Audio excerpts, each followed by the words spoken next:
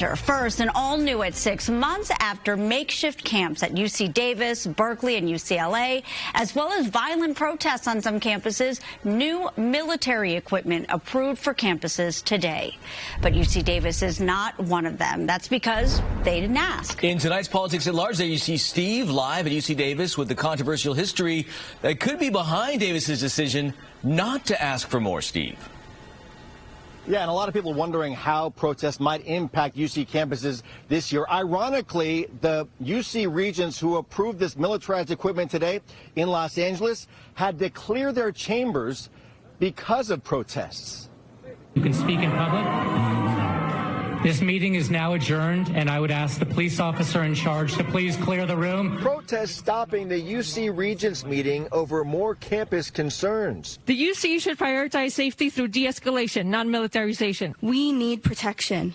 It is clear that we are not safe. We can only expect that students are going to continue organizing and agitating. Stanford McConaughey is a UC Davis alum who organized protests on campus last year. I think that across the whole UC system, we saw a range of different responses in terms of hands-off responses to much more brutal responses. UC Regents released a statement reading their militarized equipment discussion is a routine agenda item that is not related to any particular incident.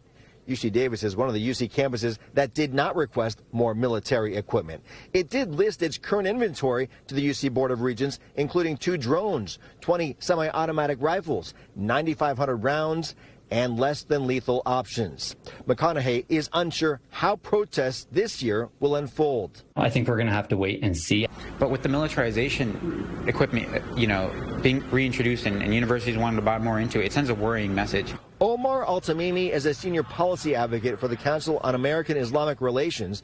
He believes UC Davis's notorious handling of Occupy protests in 2011, when a campus police officer pepper sprayed students sitting in the quad, is guiding their policy now. Pepper spray incident, terrible. And I think that it still influences their decision today to not ask for more military equipment use. A UC system pressured over protests on campus, and campus police preparing for what's next.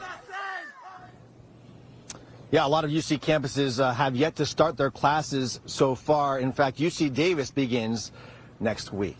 You mentioned what's next, and we're all waiting to see what happens with the election and the potential fallout and reaction, right? Depending on the side. Steve, thank you. Live on campus.